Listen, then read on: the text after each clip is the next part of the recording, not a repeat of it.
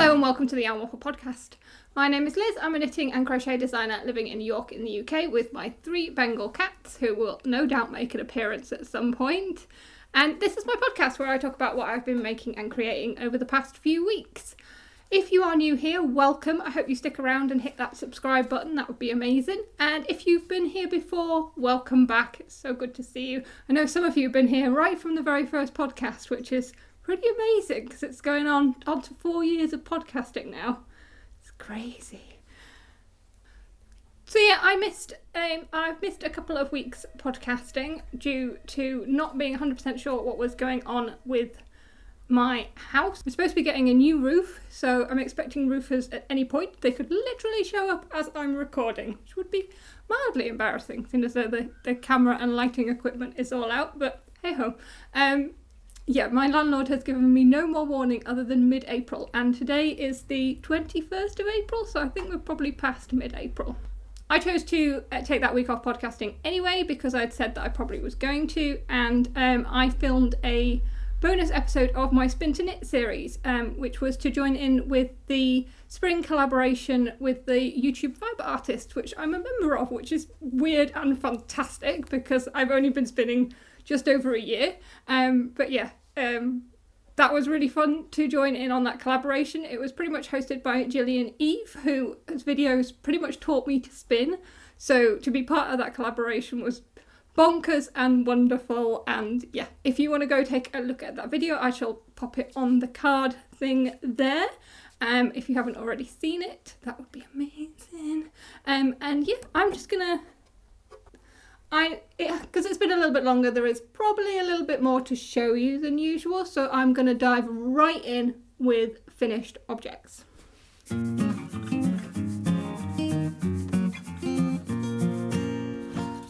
Okay, so the first finished objects are actually the slippers that I made for that Spin to Knit episode, and these are the comfy house slippers. These are the comfy house slippers. I'll put all the details on the screen. These were made with Angora fibre. Angora fibre comes from Angora rabbits, and it is the softest, fluffiest, most gorgeous fibre. So we've got a Jack's invasion. Hello, Jax. Come and sit down then. Don't knock the microphone. Yeah, the one thing about the Angora fibre is that it's a really short staple length. That's the sort of the length of a fibre. And I'm good at some things with spinning, but that one wasn't for me. It just kept breaking every time I tried to spin with it. So what I decided to do is I blended it into Rolex with some merino fibre, and I made these little slippers. I just wanted a really quick project because I was just had that 1 week to do the whole project from start to finish. But these are lovely. They're a really soft pink grey, really sort of dusky, sort of heathered finish. And I put pom-poms on the back because they're bunny slippers and I had to. These were knit on a 3.5mm needle, and I used a fixed circular for that, just a cheap and cheerful one. And the construction of these is really good. Guess who didn't weave their ends in? You start off knitting straight in garter stitch for this little section here, and then you join it in the round. The pattern gets you to do something at the join, but I didn't 100%. It's one of those patterns where there's a lot of instructions written down. And my brain just went, yeah, it could get baggy there. So what I decided to do was just a 1-pass cable at that bit. And it seemed to work. So I never actually read what the instructions get you to do, but that's what I did. So it stops it going a bit baggy and laddery at that bit where you join it in the round, which worked really well. And then basically you are just knitting it like a sock. And again, I deviated from the pattern because, again, I didn't read it. And I just did toe decreases like I would a normal sock. So it's a standard wedge decrease where you've got 2 stitches between your decreases at either side. But the actual pattern is more of a gathered ink decrease. So you would have decreases in the middle as well. But I'm quite happy with how these turned out. Not exactly to pattern, but they are really comfy, and I will put some footage on of me dancing around in them, which is a clip from the Spin to Knit episode.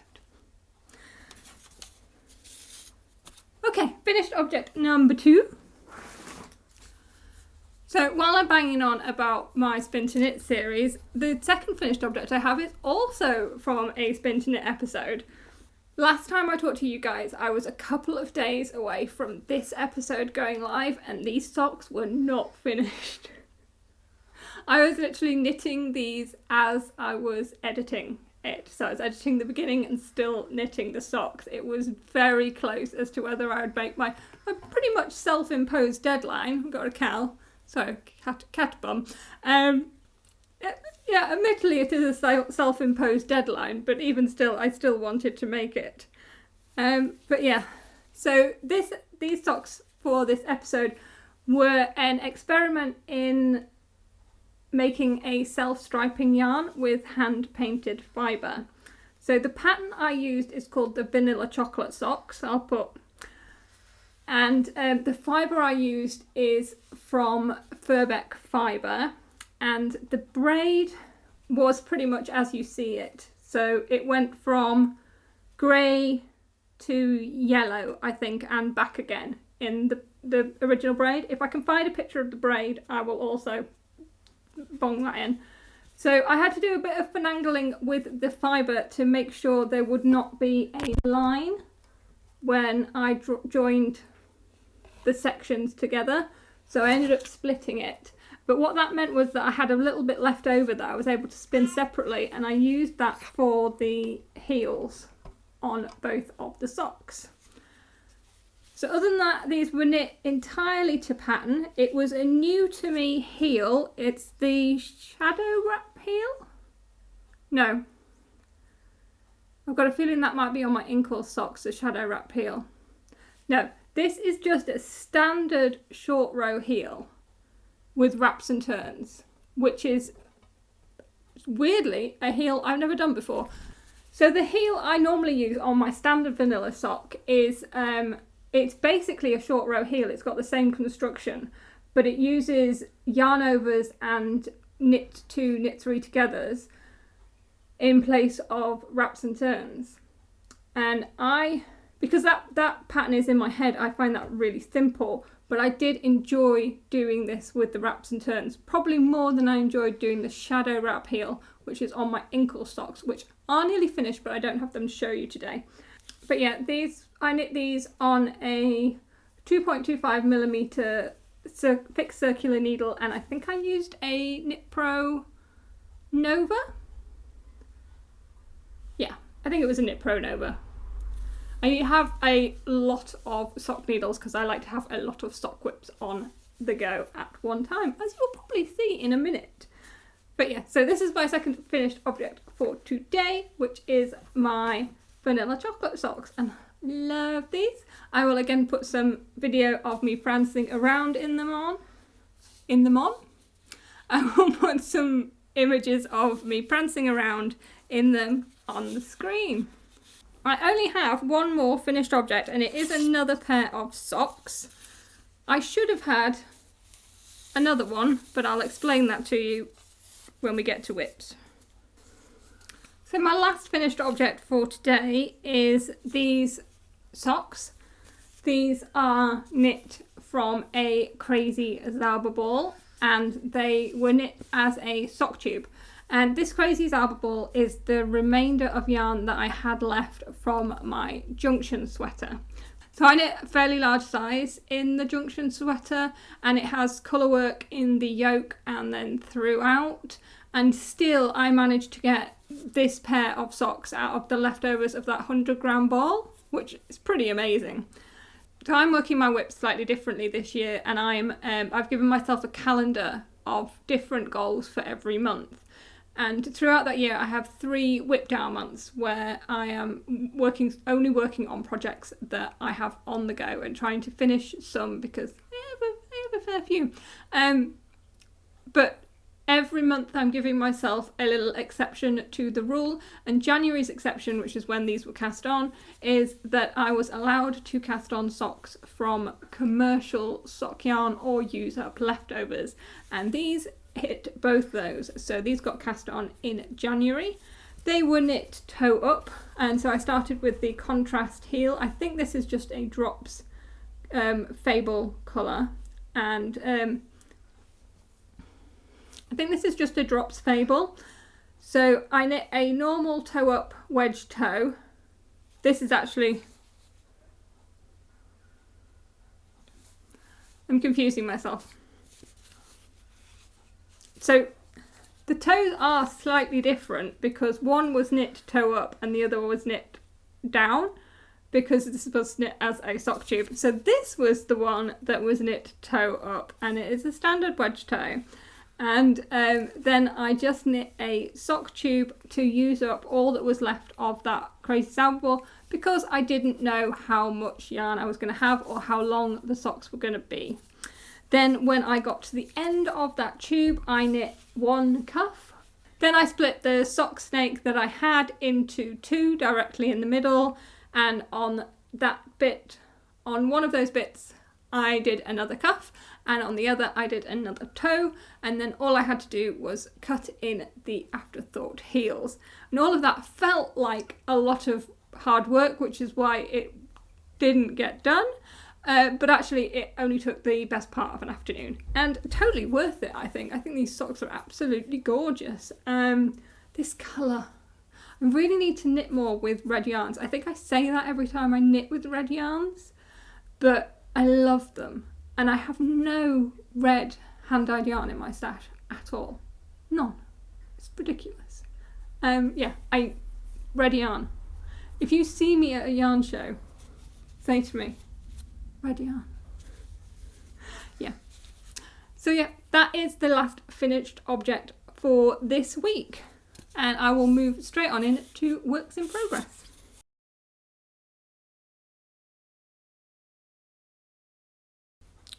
So the first work in progress really should have been a finished object.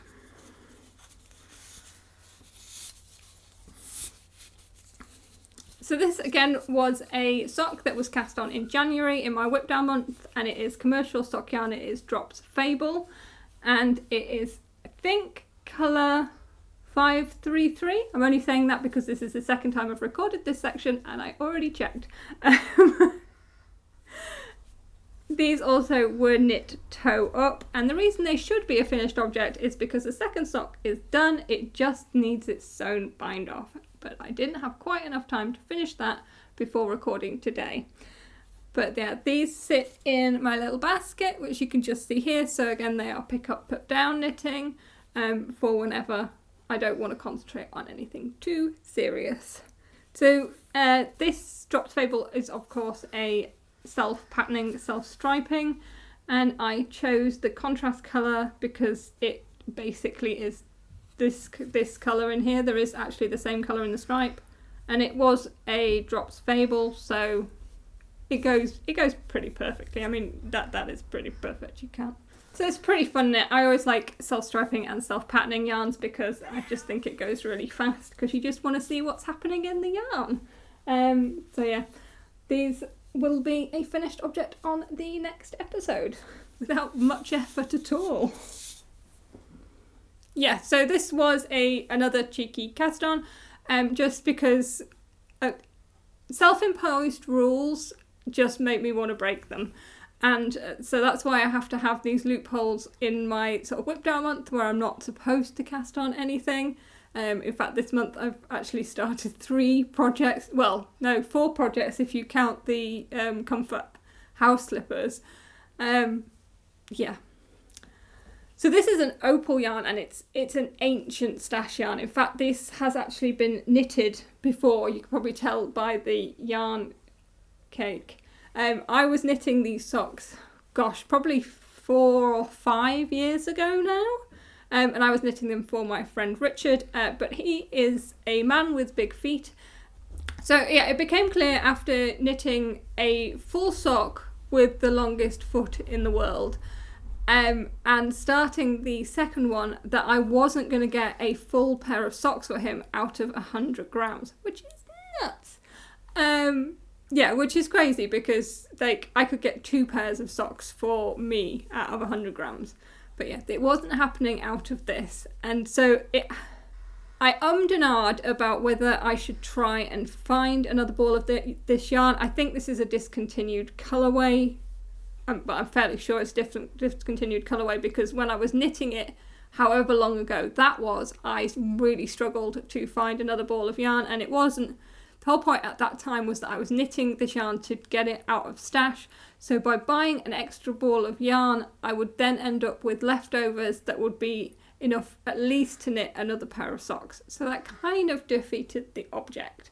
But I ummed and ahed about it for a while until my friend Erica had to literally take it out of my hands and unravel it because I was driving her mad and driving me mad.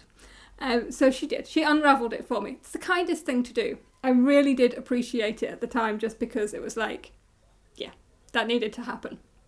But since then it has lived in stash and I have done nothing with it. It has definitely been in the naughty corner, as in I don't even want to see this yarn. But I was having a sort through of stash and I found this ball of yarn and I thought the time has come that this needs to actually be socks. So I started with the toe and I'm just going to knit a sock tube until I have used most of the yarn. I'm probably going to leave about 10. I'm probably going to save about 20 grams so I can use the same yarn to finish the cuffs and do the heels. So yeah, that is the plan with that. It's not getting worked on all the time, but at least it is actually on the go. And cheeky new cast on. The project I have been working on most over the past few weeks is my Batlin cardigan. No. My Batlin sweater. I'm not 100% sure I'm pronouncing that correctly. I just want to call it Batlin because it's a Batwing top. This is a pattern by, I nearly said Andrea Mowry, Caitlin Hunter. It is a Batwing colourwork top, sweater top. It's knit using fluff for the colourwork, and I used some Siri alpaca from Ducky Darlings in the, I guess the tobacco colourway. And the navy is a 2-ply, 100% British wool from Woolly Knit, which came on like 200 gram hanks, and I have 2 200 gram hanks, and I think this is all I have left of the first one. Now the reason I've been knitting on this quite so much is one, it's quite lightweight. This is quite a fine yarn, and with it being Batwing and oversized, I think it might be quite a good spring piece to have in my wardrobe, so if I can get this finished I can actually be wearing it now, whereas some of my other sweaters probably won't now get worn until later in the year. So I really wanted to crack on and get this one finished. So it's an odd construction. Also, if you saw this on the last episode, the surgery that I needed to do for the neck, I have done. So when I cast this on, I managed to Mobius the cast on, and it was the most tedious cast on ever because it was a I-cord cast on. So normally, when I've done I-cord cast ons in the past, you make an I-cord and then you pick up from the I-cord. But this pattern has it that you're making an I-cord and picking up stitches at the same time, which took forever. It honestly, it took forever. It took less time to rip it out, fix my mistake, and knit a new neckline than it did to do just that cast on. But yeah, I ended up Mobiusing that cast on and didn't figure it out until after I'd done the short rows for the neck at the back. And I just flipped it. I just flipped it and carried on knitting and figured I'd work it out later. And that's what I did. Once I'd split for the sleeves, I went back and I just pretty much cut off that I-cord and picked up stitches. I ended up with like a little V at one side where I had, you know, twisted the yarn over because obviously there wasn't enough. And it does look a little bit messy. I'll get up and show you. But really, you can't tell. And on the inside, it's just a little bit of a messy bit. Yeah, so what I did was where I had that V, I just ended up, before I did the ribbing, the new ribbing for the neck, I just went into that little V and did some little short rows.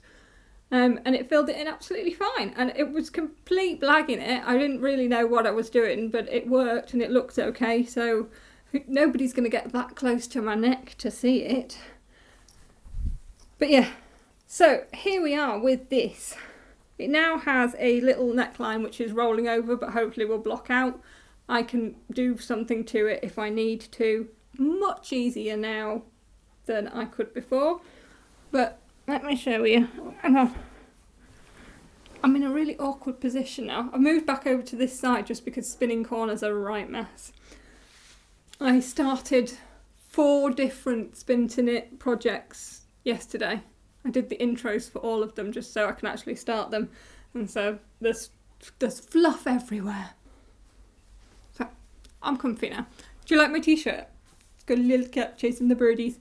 I had a stranger cat in the garden this morning and it was chasing away my birds and my long-tailed tits have literally just come back.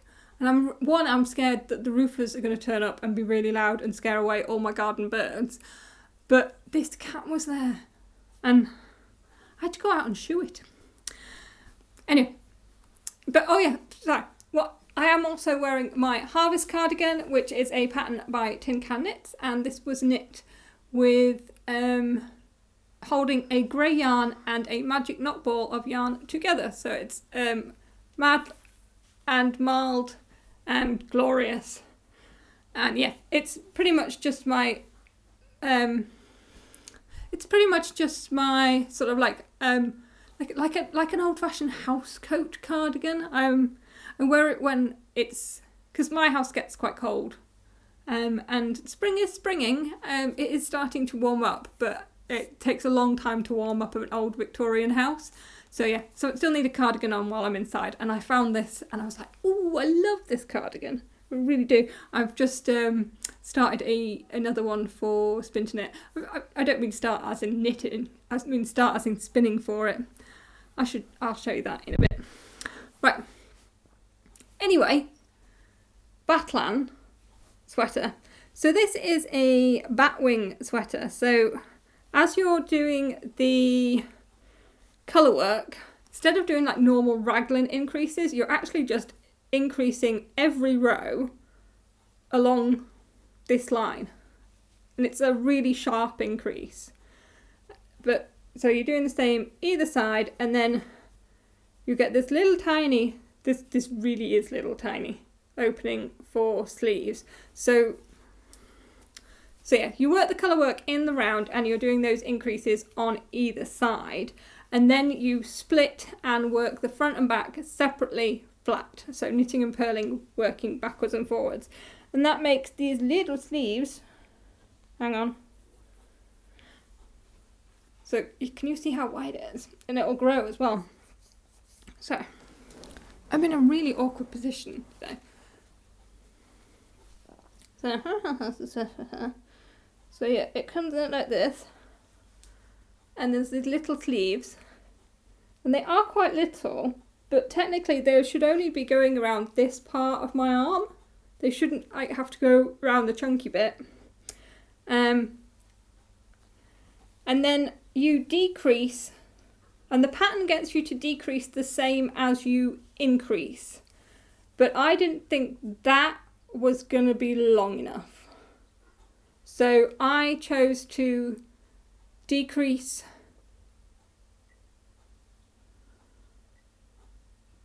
trying to remember my maths here. I chose to decrease 2 out of 3 rows rather than every row. And that way I would make it a third longer than this. So the body should be longer. So here I am with the body. So yeah, that's holding it at this angle because this is pretty much the angle that it is. It's like the decrease angle. So yeah, you've got your arm here and it comes out, and this is the Batwing bit. I feel like I'm explaining this really badly. So I've nearly finished the body, and once I finished the stockinette and the decreases for the body, there is some ribbing at the bottom. And I can't remember how much ribbing the pattern calls for, but I will pretty much do as much as I can bear. Because I don't want it to be cropped, so if I can make a big ribbing at the bottom, it's just going to make it that bit longer anyway. However, it's a lot of stitches and a lot of 1x1 ribbing, so if I can get it anything more than 2 inches, I'll be happy. And then pick up for the sleeves, and they are also just ribbed sleeves. I might just work them in stockinette. I might. That would be really tempting actually. And then just put another little bit of rib at the bottom. Because it won't need a lot of sleeve. I think there's only like 3 or 4 inches of sleeve needed, just so they end up with like 3/4 length. But anyway, basically it's done. But isn't the colour work beautiful? I really do like that. I like the fact that you're just going to have a little bit of extra warmth up here, where this is actually quite blousy, quite drapey. It's really nice. So yeah, this is mainly what I have been working on. That is mainly what I've been working on. There are a couple more projects to show you though before I move on to spinning. And these are like gold dust for this channel. Now, if you are new here, my main job is as a crochet designer. I work for books and magazines, pretty much behind the scenes, making the patterns that appear in the books and magazines. I specialise in toy patterns, and I have been working on a project for best part of a year, if not longer, and I can't talk or show anything about it, but yeah, that is mainly what I do behind the scenes. However, I never show crochet on this channel because I basically just don't do it as a hobby. It's my work, and when I finish work I want to sit and knit. I feel like in a way I'm starting to get a bit of burnout with crochet, and I just have I don't want to lose my love of it, because I genuinely do love crochet, and I feel bad that I don't share that with you guys on this podcast because I have no crochet projects that I can ever show you. So for a while now I've been thinking I really need to find something that I want to work on, and I actually, this time I found 2 projects, so I actually have 2 crochet projects to show you, and I'm really excited to do that. These are not my patterns, these are other people's patterns, and the first one, not remember the pattern name for this, but details will be on the screen. It is a free pattern, and it is some fingerless mitts, and I have one already finished, and the second one is on the go. I have not got very far with the second one. I shall stand up and give you a close-up.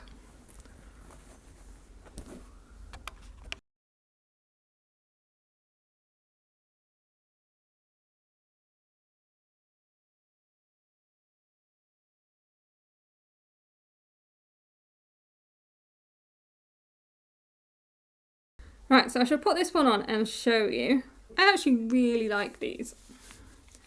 The only thing is, I don't know if you can see this as I'm putting them on, is that the crochet really stretches out. So what looks like a solid fabric then becomes quite lacy when you're wearing them, which is no bad thing, but it wasn't what I thought they would be like. So So this is kind of a crochet shell stitch. The pattern has a variation on a standard shell stitch, which is why you get this gap in between. And it's a really, really pretty good construction. This is, again, another reason I don't show crochet very often, is because I write crochet patterns, I fall out with other people's. And this one by no means was bad. It was very good. The only thing I would say is that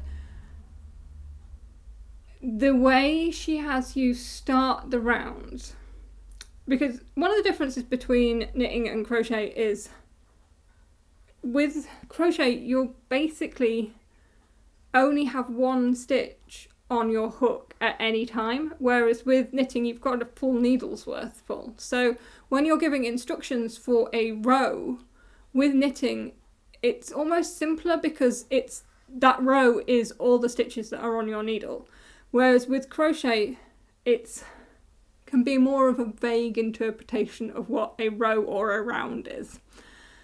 And obviously where you start a row and where you finish a row can be different. And this pattern, so with this pattern, it's a 5-row repeat. It is a free pattern. It's definitely worth going to have a look.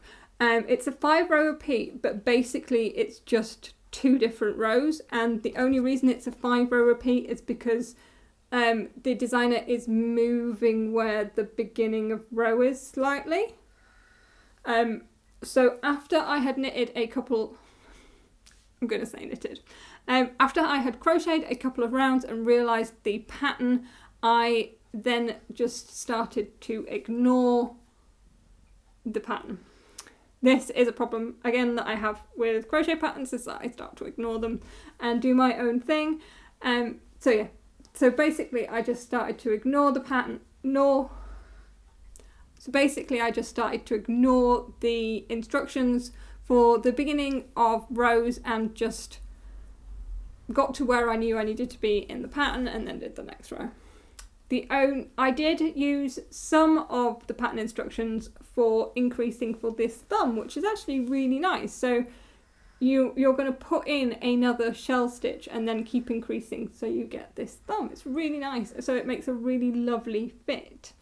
And yeah, I really don't have any complaints about this. It worked perfectly. I maybe would have just liked it a little bit longer, but that's personal taste. And yeah, so the yarn that I'm using for this is another Drops yarn, again just using up commercial yarn, and it's a Drops Delight, which is a single ply yarn, and it's like a gradient. I think I got this originally for the Alaska hat, and this is colour number 7. And yeah, now I've shown you, I can crack on with the second one. It really didn't take long to do either. This was like a morning's project, and then I started the second one and I was like, yeah, I better save them to actually show you on the podcast rather than it just be like, I made some gloves. Okay, last finished object, and it is another crochet project and another new project. And it is a touch bigger than the gloves. I'm going to lose my hook. I'll stand up and do some close-ups in a bit. So this was a new to me crochet pattern. It's called Faded Blush. I shall put all the details there. And when I first saw this pattern on Ravelry, I didn't realise it was crochet. I just thought it was very, very pretty. And when I went on and saw it was crochet, I just thought, do you know what? I'm going to give it a go. So I think it's actually a free pattern, which bonus. So the yarns I'm using for this are Fibre Fox. This top one, I don't know the colour name. I have tried to use it in projects before. I knit a pair of socks in it and it pulled, and I've tried to use it on a few other projects that it just hasn't worked out for. I'm not 100% happy with how it's laying in this, but I think I'm going to be fine when the whole shawl is finished.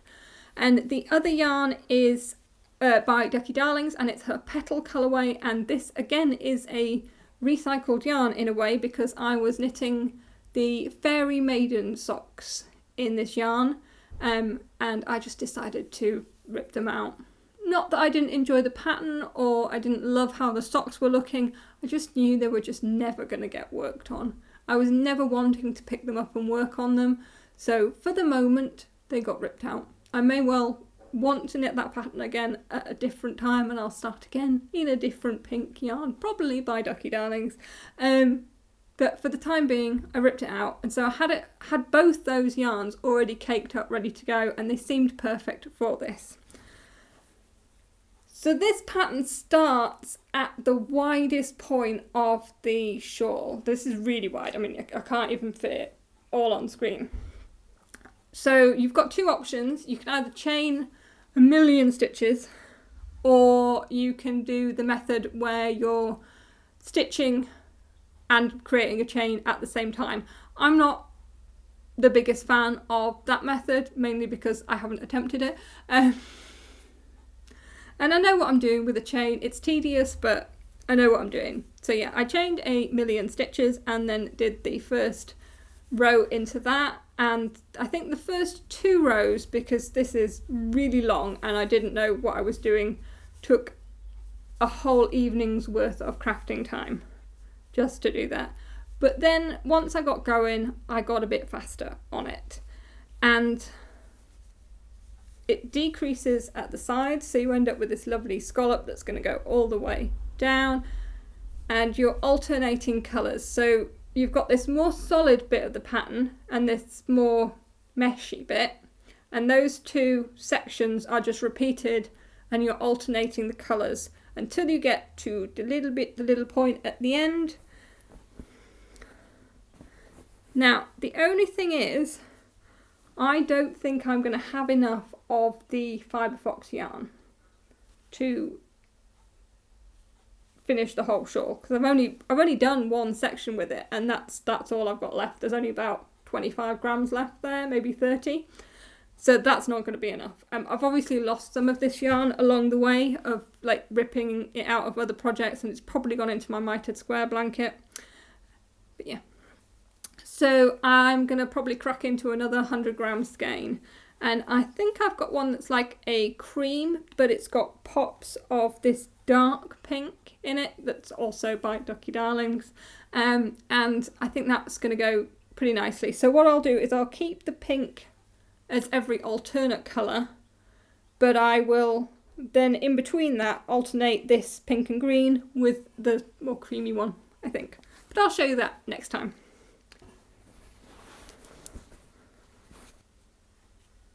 Alright, sorry if there's a jump and the camera's moved, I just had to change the battery, and I'm not 100% sure where the battery cut out, so I'm just going to start this section again, which is basically just showing you my last work in progress, which I nearly forgot to talk to you about, even though it sat right next to me and it is massive.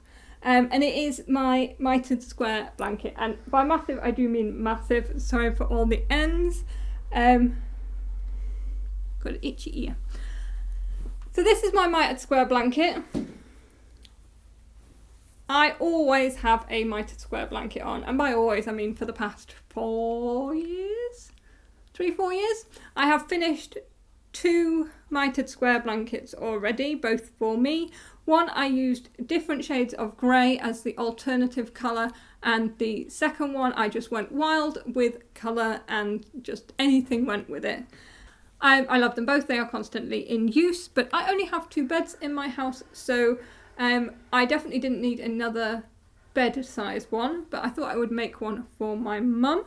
So this is going to be a king size one, and so I am alternating hand-dyed yarn with undyed, so it gives this lovely sort of patchwork effect. I really like this one.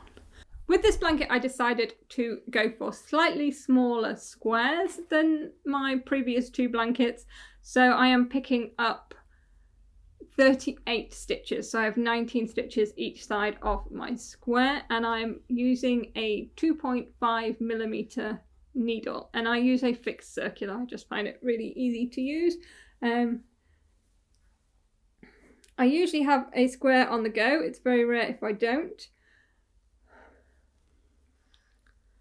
So I knit at least 1 square on this a day. More often than not at the moment it is just one square, which is why this has started to come live on the sofa next to me, because I really need to pick up working on it.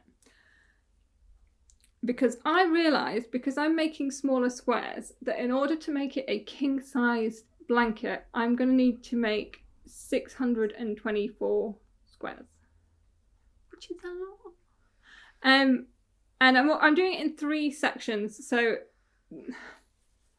you can maybe see here that the squares go. You may be able to see that the decreases in the middle of the squares sort of start to chevron into each other at this point. And so I'm having 9 squares going this direction, and then there will be 9 squares going that direction, and then there will be a further 9 squares going that direction, which don't exist yet. So I have finished the first third. The second third I have 3 full rows of, because I was doing them just the long row at a time. So the finished blanket is 24 squares by 27 squares. And the long width that I have at the moment, this is the 24 squares, and then the width that I'm working on will be the 27 squares. So each section is 9 squares across. Lots of numbers, lots of maths. So I was basically just doing a square every morning, and it didn't, even though it's big, it still didn't feel like it was growing very fast. I've been working on this all year. So I decided to up my game on it and bring it out and knit on it a bit more often, especially during this whip down month. So what I've done, instead of just doing square after square after square in a row, I've started working across the section. So I've done all the squares to finish the 9 squares in this section, and then I'm basically just going to go on across the diagonal and fill in the gap. And that means that when I'm working with the cream yarn, I don't have to keep picking it up and putting it down. I can just do quite a few squares, because like you can see here, I've got a colourful square here, colourful square here. So when I'm doing cream, there'll be a cream on there, all the way down. And it ends up being faster that way. Hello, cow. You've already been tangled in this blanket once. I got a tangled cat in the blanket. You smell of cat and blanket. The fact that I was able to torture the cat in the blanket and she didn't rip out my needles is quite impressive. So this I am working on more and more. I don't show it very often on the podcast just because it's usually tucked away, but I will always show it when I sort of hit a milestone with it. But the reason I wanted to show it today was because I'm running out of minis. So I use leftovers, and I have bought minis in the past for this. And while I still have a fair selection, I've already used them like 2 or 3 times in this blanket because there's so many squares. So I wondered if anybody watching wants to do a mini swap, either for more minis if you're working on a blanket of your own, because I have leftovers that, like I say, I've already put them in this blanket 2 or 3 times, so I would like something different. Or if you're not making a blanket but you want some of my hand-spun, I have plenty of hand-spun and I will definitely swap it for minis. So yeah, if you want to do some sort of mini swap, please get in touch. My Instagram will have already been on the screen and is in the description box, but I will make Editing Liz do it again and put it on now, so to be on here. Or you can also get in touch with me via the contact form on my website, which is lizwardcrochet.com. Yeah, so just get in touch. I've got a mad cat. I've always got a mad cat. There's 3 of them. One of them's definitely always mad. So yeah, if you would like to swap for either more minis or some hand-spun, just get in touch and we will arrange something. That would be brilliant because I definitely need more minis. So that is it for works in progress, and I will just go and grab the finished hand-spun off the line. Hopefully it's now dry, and I'll be back in a second.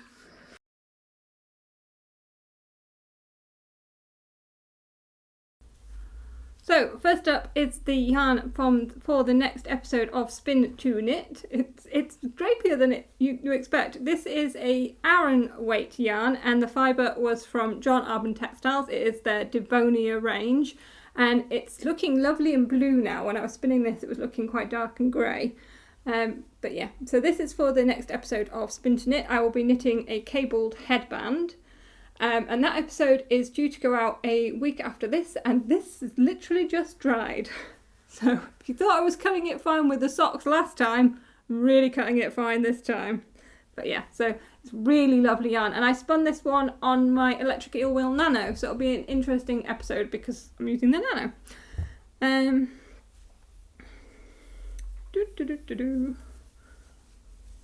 Yeah, so here they are. These are all three of them. So they're all spun exactly the same way. They are all fractal they are all fractal plied traditional 3-plies.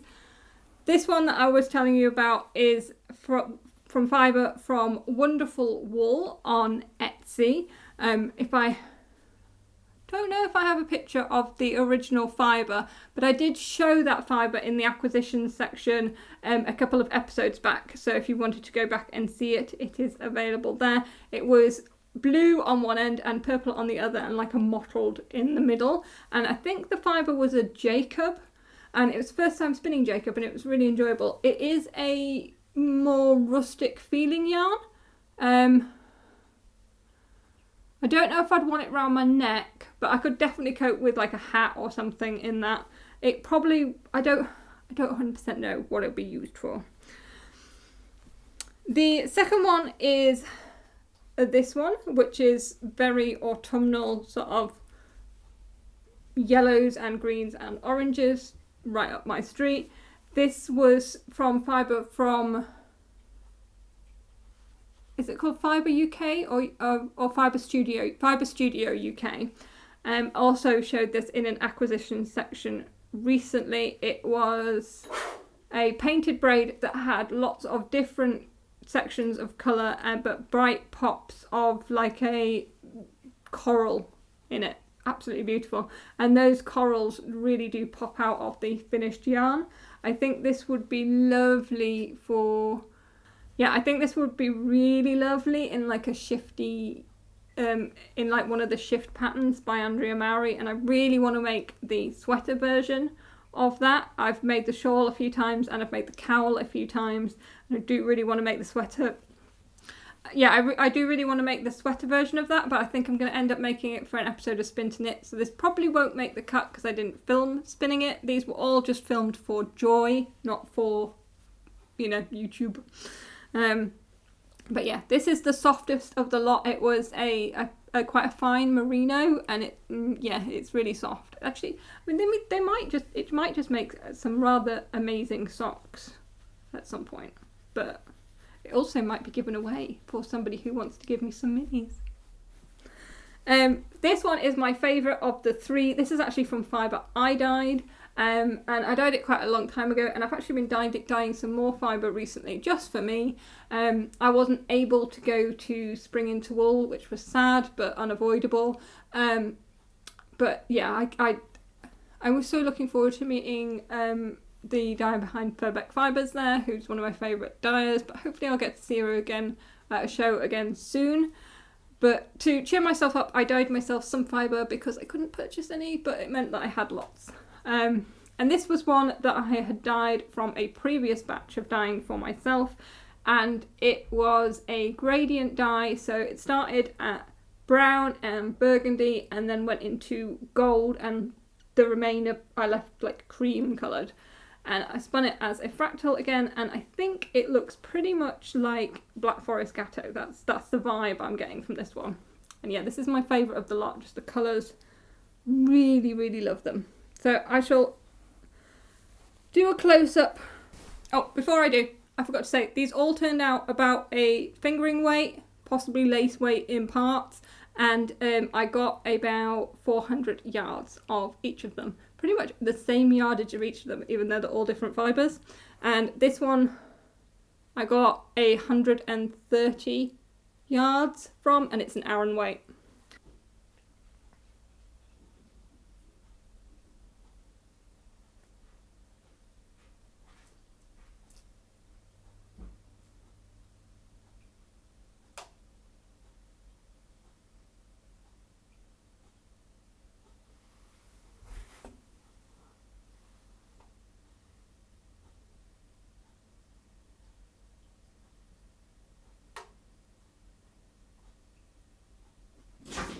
The only other spinning I have to show you is what's on the bobbins, and I have 2 spin to knit projects on the wheels at the moment. Actually I have 3, but one I'm not taking off to show you because it's a sweater spin and tedious.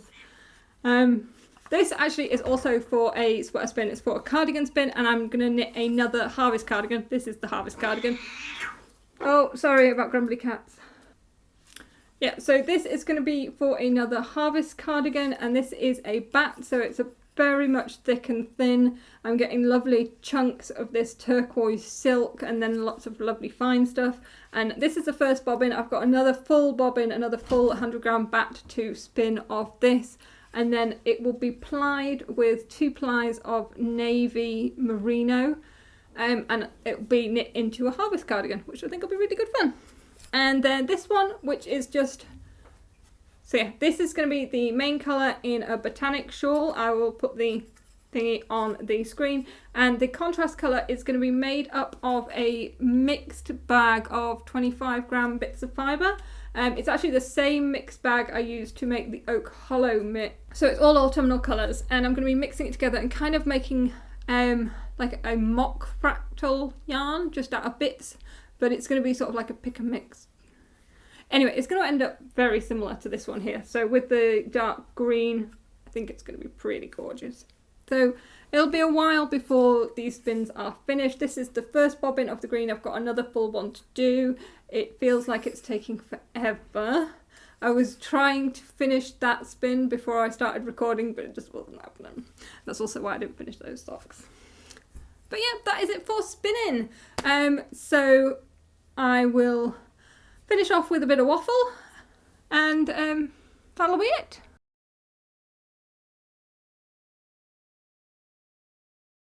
Yeah, so as I mentioned on the previous episode of the podcast, Mum is getting a Bengal cat. Well, she's got one. They're all settled and very much in love. Yeah, they're so cute. So cute. Toby is her Bengal. He's actually Jack's, my Bengal's brother. They're from the same litter, same mum and dad. And he went off to a home, but they couldn't cope. They weren't Bengal people. Bengals are more of a handful than you may realise. But Mum and him adore each other. They are just wonderful, yeah. But yeah, it was really nice that she was able to rehome him, and he arrived pretty much just at the perfect time, just as Mum was looking for a cat. The bonus to that is when we went to visit him at my Bengal breeder, where he went for a few weeks just for a bit of a rehabilitation, I was able to get some footage of some very cute Bengal kittens. So if you're here for the Bengal content, stick around to the very end after the credits. We don't really do credits, but and I'll bob that footage right at the very end. Yeah, so that is pretty much it for all the waffle. I think I mentioned at the start of the episode that I still don't know what's going on with my new roof that I'm supposed to be getting, so there could be some disruption still to the podcast scheduling. I'll keep you posted. I'll try and use that community tab on YouTube to let you know when new episodes are coming, or if I'm going to skip a week. And the Spin to Knit episodes will be going up as usual every month. The Easter special was just a bonus one. You're not getting 2 months. Not unless I can give up working. That would be nice. Can I just give up working and just spin? That would be lovely. But yeah, I am getting croaky. I have definitely been talking too long, so I'm going to leave you to it. So yeah, my voice is starting to get croaky, so I am definitely going to wrap this up. So yeah, so it just leaves me to say, if you are not subscribed to this channel, please do subscribe. There is that subscriber giveaway coming up very soon, hopefully. Fingers crossed. You can also donate to this podcast. We have a Ko-fi account. I will put the details on the screen. That would be very much appreciated. Thanks again to anyone who has supported me on Ko-fi. It really was appreciated. I was able to buy a new microphone that now attaches to my camera so I can do out and about vlogs. Yeah, I'm quite excited to be doing that probably over the summer, and definitely when it comes on to later in the year, doing like Vlogmas, that type of thing. Again, be really good fun. Yeah, so all the contributions via Ko-fi will be going back into the podcast. They will be going to giveaway prizes and things like that, and they will be just going to make this podcast just that little bit better. But yeah, thank you again. That is amazing. So yeah, I'm definitely going to wrap things up now because Jax has started to be really noisy on one of his toys. Why, oh, why, oh, why, oh, why? So yeah, thank you so much for watching. I will hopefully be back in 2 weeks' time, and there will be a Spinternet episode up next week. Until then, take care. Enjoy your crafting. See you soon. Goodbye, my friends.